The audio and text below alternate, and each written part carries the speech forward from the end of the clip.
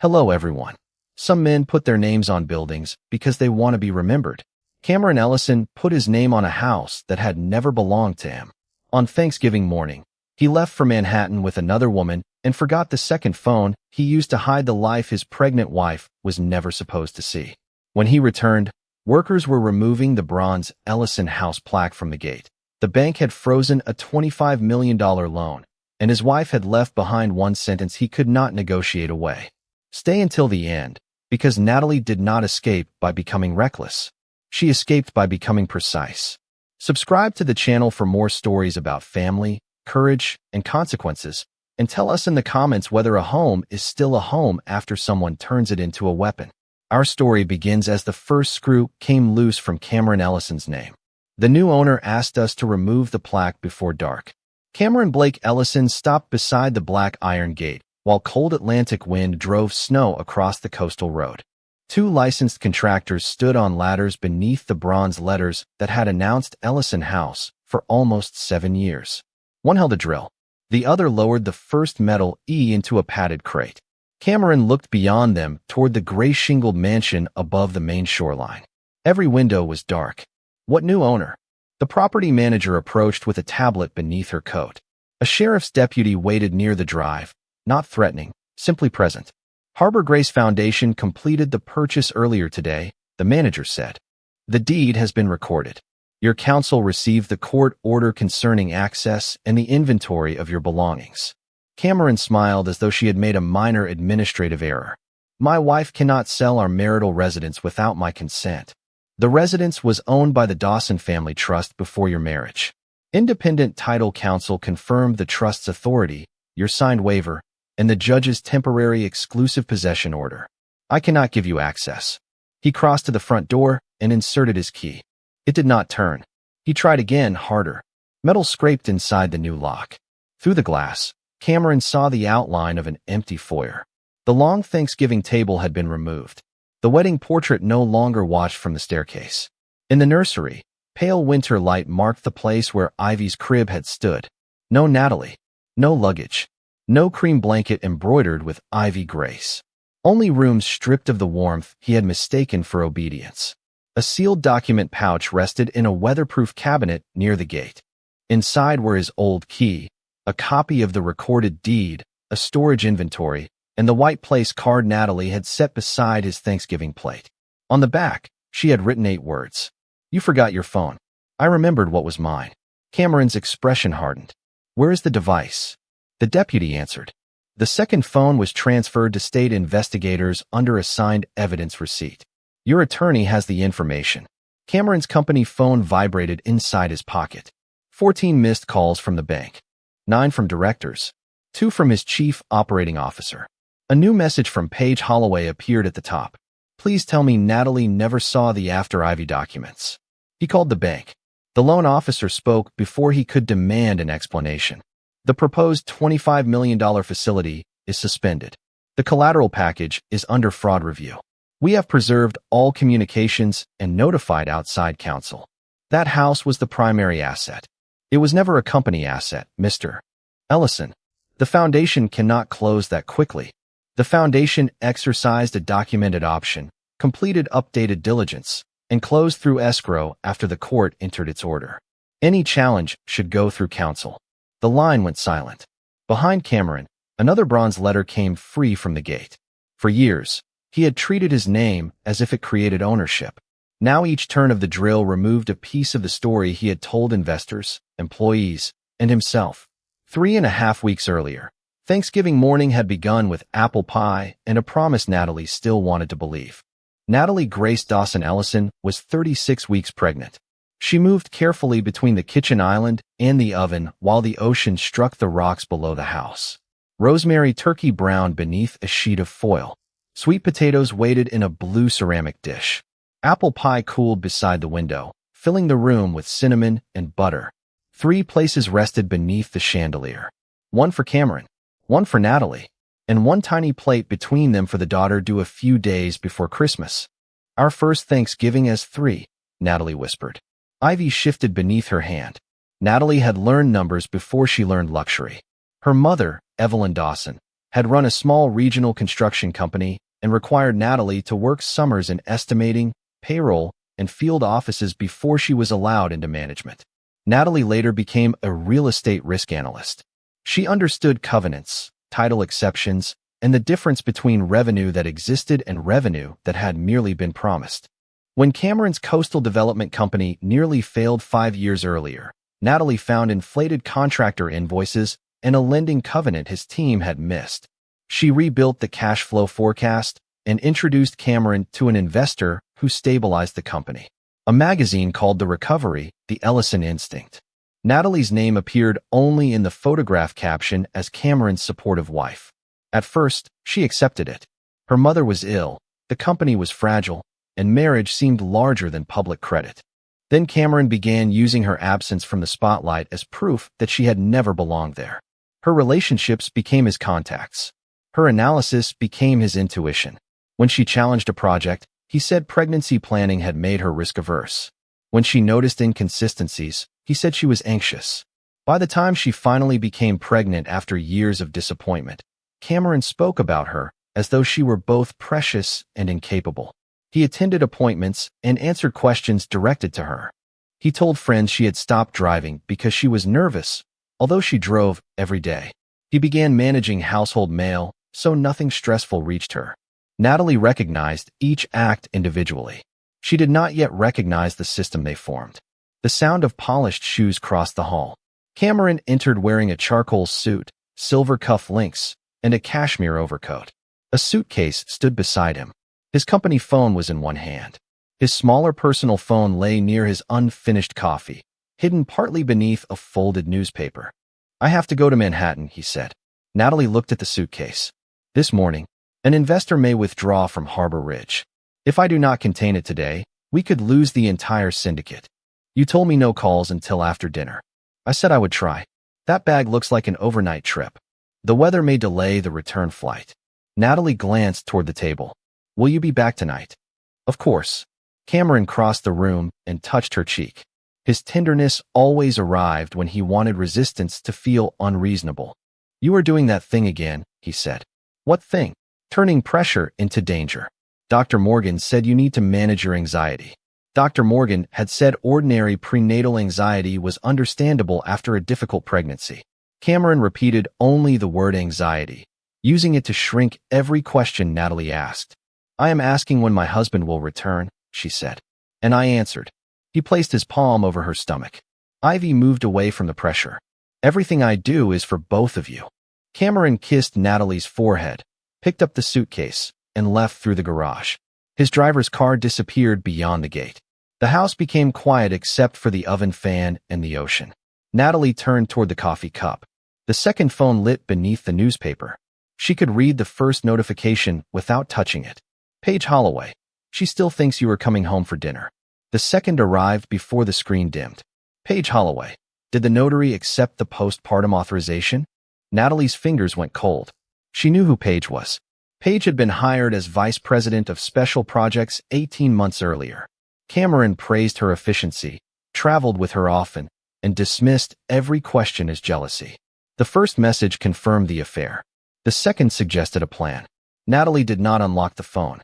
She photographed the visible screen with her own device, stepped away, and called Marianne Cole, the attorney who had administered Evelyn Dawson's estate. Marianne answered with holiday music in the background. "Natalie, happy Thanksgiving. I need you to listen before you say anything." Natalie read the notifications exactly. Marianne's voice changed. "Do not access the phone. Do not delete or forward anything. Put it where no one else will handle it. Is there a recent package from a lender, title company, clinic, or notary?" Natalie looked toward the sideboard. A courier had delivered a document envelope the previous afternoon. Cameron had said it contained routine insurance papers and placed it beneath a stack of holiday mail. The envelope was addressed jointly to Cameron and Natalie at their home. "There is a package with both our names on it. You may open mail addressed to you," Marianne said. "Record the unopened envelope, the label, and the contents as you remove them. Do not write on anything." Natalie started a continuous video. Inside the envelope was a lender's closing checklist for a $25 million credit facility. The coastal estate appeared as collateral. The checklist stated that the bank had received Natalie's notarized consent, a trustee resolution, and a medical capacity letter confirming that Cameron could act for her if she became unavailable. Natalie had signed none of them. A copy of the alleged consent was included for review. Her signature looked convincing until she examined the capital D in Dawson.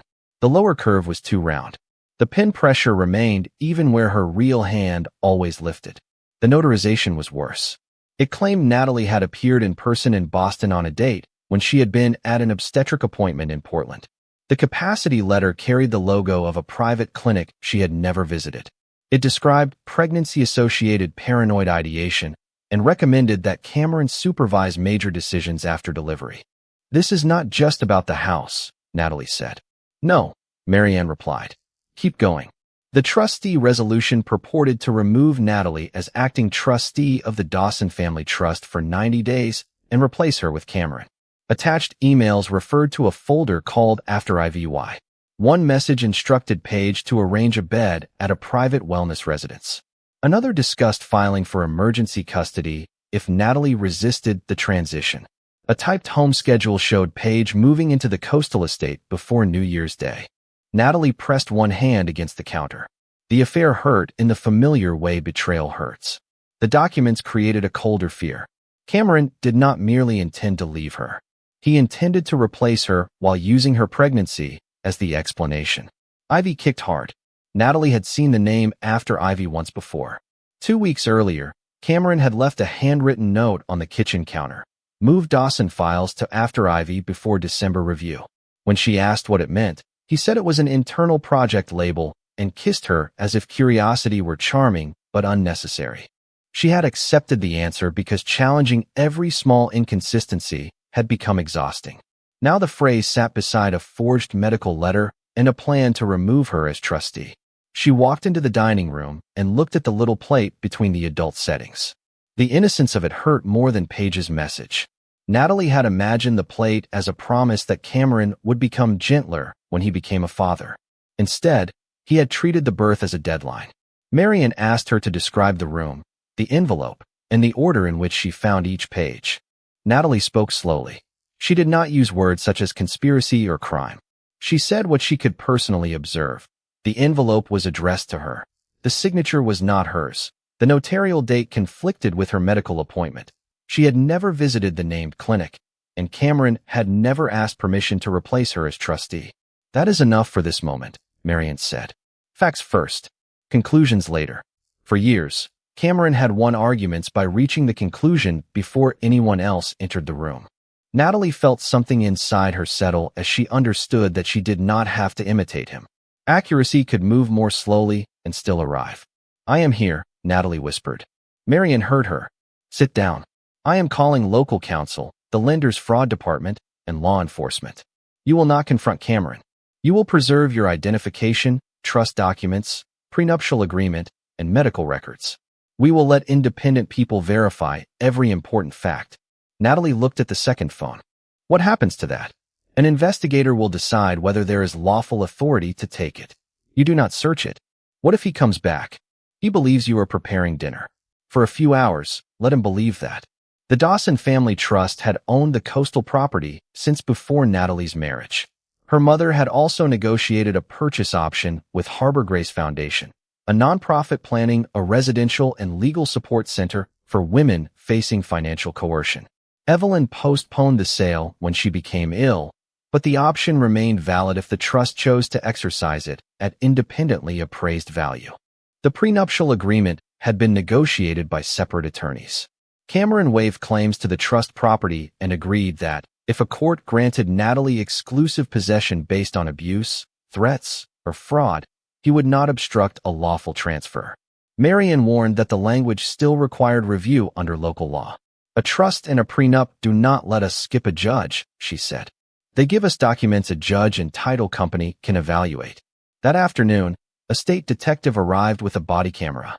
Natalie showed him the phone where it remained on the counter. He photographed the lock screen notifications. After consulting a prosecutor, he seized the device under a written property receipt while investigators sought further legal authority for a forensic search. He separately collected the lender package and preserved the delivery envelope.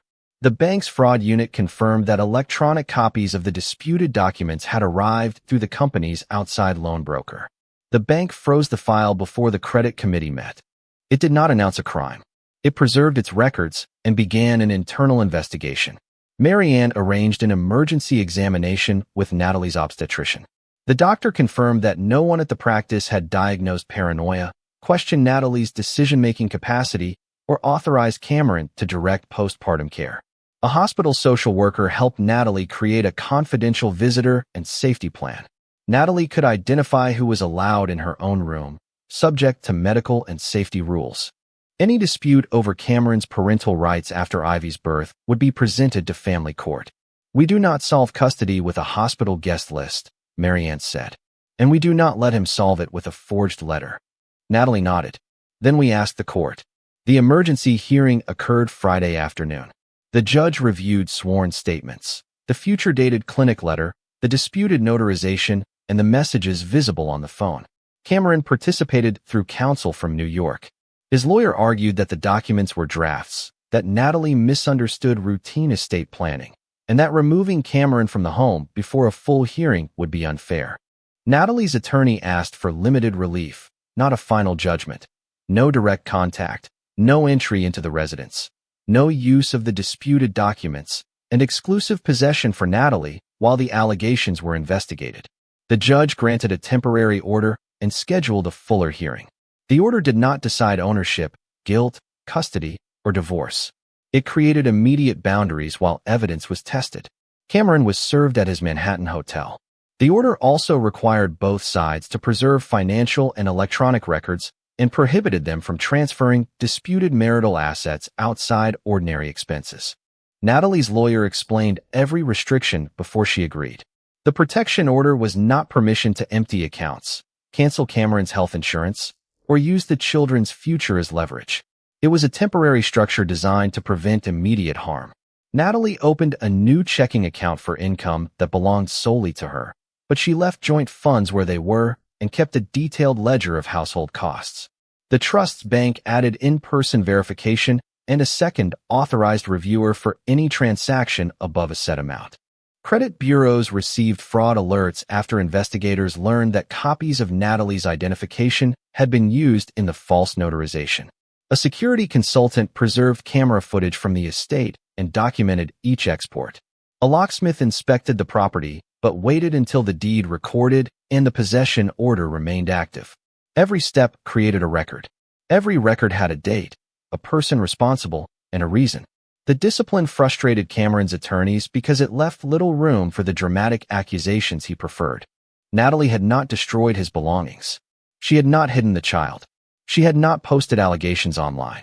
She had used courts, counsel, escrow, medical records, and investigators, institutions that could disagree with her if the evidence required it.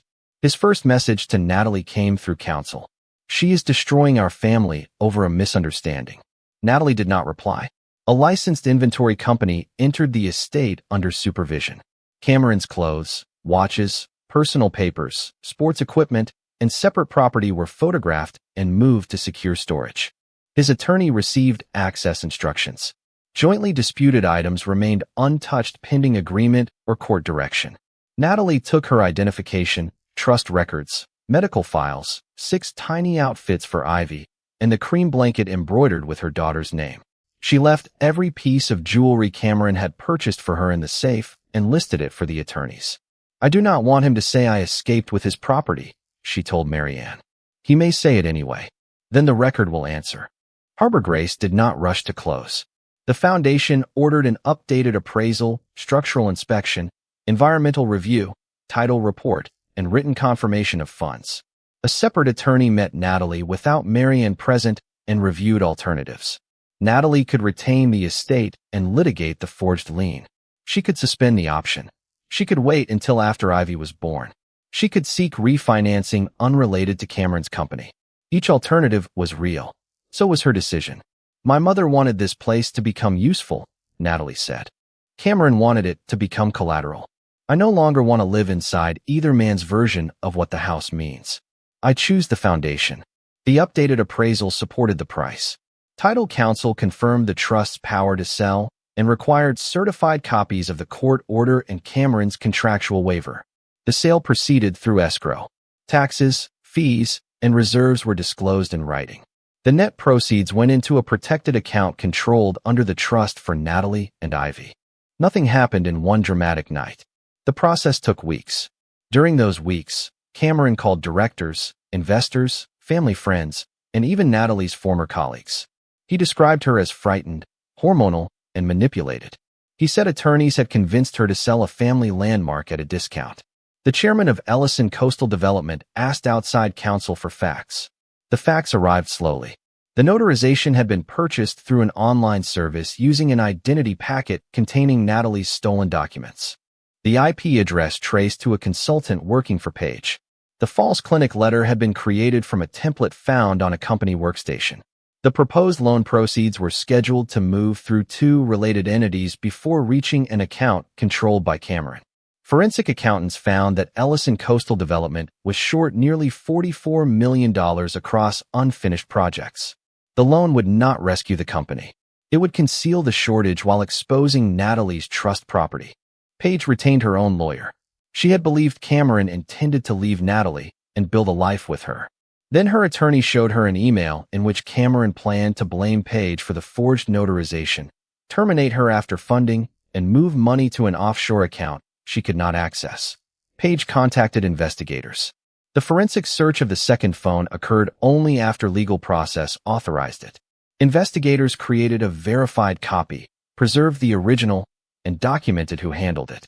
The device contained the After Ivy folder, messages about the forged trustee resolution, and recordings Page had sent Cameron because she feared he would later deny his instructions. Natalie did not receive the phone. Her lawyer received only materials lawfully produced through the investigation and civil discovery. Closing day arrived beneath a hard blue sky. The sale carried another emotional cost that no closing statement could measure. Natalie had learned to swim below the eastern terrace. Her mother had taught her to read blueprints at the dining table and to calculate material waste on the back of grocery receipts. During Evelyn's final winter, they had sat near the library window and watched storms erase the horizon. "You do not owe a building your future," Evelyn had told her when Natalie worried about maintaining the estate. "A house should serve the people inside it. The moment people are forced to serve the house, something has gone wrong." Natalie had remembered the sentence as advice about money. At closing, she understood that it had also been advice about grief. Before leaving the estate, she walked alone through the library. The shelves were empty except for a pencil mark inside a cabinet where her mother had recorded Natalie's height at ages 8, 11, and 14. The mark was not part of the real property in any meaningful legal sense, but it felt more valuable than the bronze name outside. Natalie photographed it. She did not cut the wood from the cabinet or demand that Harbor Grace preserve every private memory. Instead, the foundation agreed to keep the mark inside the future legal aid office. A small plaque would identify only Evelyn Dawson's name and the year she established the trust. This was the difference between memory and possession. Cameron needed his name visible from the road. Natalie needed to know that the place would become useful without pretending it had never hurt her. When she stepped outside, the ocean wind lifted her hair. She rested both hands over Ivy and allowed herself to cry for the house, the marriage she had imagined, and the mother who had prepared protections she hoped her daughter would never need. Then Natalie dried her face, gave the property manager the final instructions, and walked to the car without looking back. Natalie wore a pale wool coat and the flat black shoes her mother had called sensible enough for any crisis. She signed the final documents in a conference room overlooking the harbor. Representatives from Harbor Grace sat across from her, not celebrating, simply confirming each page. When escrow confirmed recording, Natalie returned to the estate once more with a deputy and the property manager. She placed Cameron's old key, the certified deed, the storage inventory, and his Thanksgiving place card inside the weatherproof cabinet near the gate. The phone remained in evidence. Natalie looked up at the bronze Ellison House plaque. "Take it down after he receives notice," she said. The property manager nodded. Natalie left in a rental car booked under her legal name and drove to a furnished home outside Burlington, Vermont, owned by a former colleague. Her address was protected where permitted by court order. She did not disappear from lawful process. Her attorneys knew where she was. Her doctors knew where she was. The court knew how to reach her. She disappeared only from Cameron's control. An hour after crossing the state line, Marianne called. He is returning early. Natalie watched snow move across the windshield. Is the order in place? Yes. Are the deputy and property manager there? Yes. Then I am going forward. Cameron reached the gate before sunset. By then, the deed was recorded, the access order remained active, his property was stored, and the bank had suspended the facility. He stood while workers removed his name one letter at a time. He called Paige. You used the wrong notary, he said. You chose the service. Delete the folder. The police have the phone. Cameron lowered his voice. We can still control the explanation. Paige laughed once. Can you still afford my lawyer? She ended the call. The special board meeting occurred 4 days later, not as a public spectacle, but as a corporate emergency. Outside counsel reminded every director that an investigation was not a conviction. Their decisions concerned access, governance, preservation, and the survival of the company. Cameron entered the glass conference room in a Navy suit. He called the forged records incomplete planning documents. He said Natalie's lawyers had transformed a private marital conflict into a business crisis. He described Paige as a disgruntled employee and the missing money as intercompany timing. The directors listened. Then the chairman activated the screen. Natalie appeared from Marianne's office. She was 39 weeks pregnant, tired, and steady. Cameron softened his voice. Natalie, come home. We can protect Ivy from this. Natalie looked directly at him. I did not vanish, she said. I moved beyond your reach. Outside counsel presented verified findings. The trust property had never belonged to the company. The bank had received disputed documents. The clinic denied evaluating Natalie, and proposed transfers did not match approved project uses. Paige entered with her attorney and sat at the far end of the table. Her lawyer did not place a dramatic mystery drive before the directors. He confirmed that Paige was cooperating under agreements with investigators and had authorized company counsel to review specified records through a controlled process. One recording captured Cameron saying, after delivery, she will be exhausted. If she protests, people will believe the medical letter before they believe her. Another captured his plan to use Natalie's trust as temporary collateral, move the loan proceeds, and leave Paige responsible for the documents. Paige stared at him. You were going to erase both of us. Cameron stood. This is privileged marital material. Outside counsel answered. That question will be litigated by the parties entitled to litigate it. Today the board is deciding whether you should retain control of company systems and funds. The chairman called the vote. Cameron was placed on administrative leave. His credentials, signing authority, and access to bank accounts were suspended. A special committee of independent directors took control. Outside counsel preserved servers and engaged forensic accountants. Emergency financing protected payroll and construction sites while the company negotiated with lenders. Natalie asked for one condition. Do not fire people merely because they worked near him, she said. Review conduct, not proximity. The chairman agreed. No one applauded when security escorted Cameron out. Removing a chief executive was not a conviction. It was a boundary placed around ongoing risk. Natalie ended the video call and remained seated for a moment. Marianne closed the laptop. You did well, she said.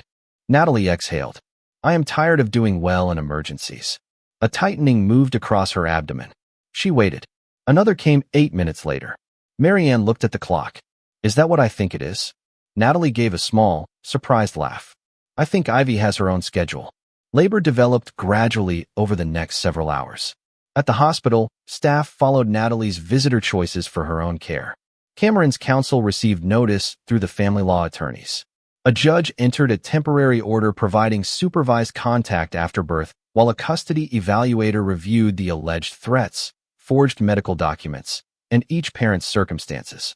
At 2:46 the next morning, Ivy Grace Dawson was born healthy beneath soft hospital lights. Her cry was small and fierce. Natalie held her against her chest and watched the rise and fall of her tiny back. You are safe, she whispered. She was not promising that nothing difficult would happen. She was promising that difficulty would no longer be hidden beneath someone else's authority. The investigations continued for months. Prosecutors eventually filed charges alleging bank fraud, wire fraud, conspiracy, identity-related offenses, and false statements intended to influence a financial institution. Cameron initially pleaded not guilty. Later, after the court ruled on evidence and his former associates agreed to testify, he entered a negotiated plea to several counts. A federal judge determined the sentence. Page pleaded guilty to a lesser offense and received a reduced sentencing recommendation for substantial cooperation. She did not become a hero. She accepted responsibility for choices that had harmed Natalie and assisted investigators only after realizing Cameron planned to betray her as well. Ellison Coastal Development survived under independent management. Failing projects were sold, lenders restructured debt, and purchasers received honest completion schedules. The company removed Cameron's name from its headquarters. Employees who had followed lawful procedures kept their jobs. Those who had knowingly falsified records faced individual consequences. 6 months later, Natalie returned to real estate risk analysis. She worked from a quiet office near Burlington and selected projects that allowed her to be home before Ivy's bedtime. She bought a small white house with blue shutters. It had no sweeping staircase, no gate plaque, and no dining room large enough for a board retreat. But every key belonged to her. Harbor Grace reopened the coastal estate the following Thanksgiving. The former guest rooms became transitional apartments. Cameron's study became a legal aid office. The nursery became a counseling and childcare room. The dining room held one long table where residents, attorneys, volunteers, and children ate together. Natalie attended the opening only after the first family had moved successfully into an apartment of its own.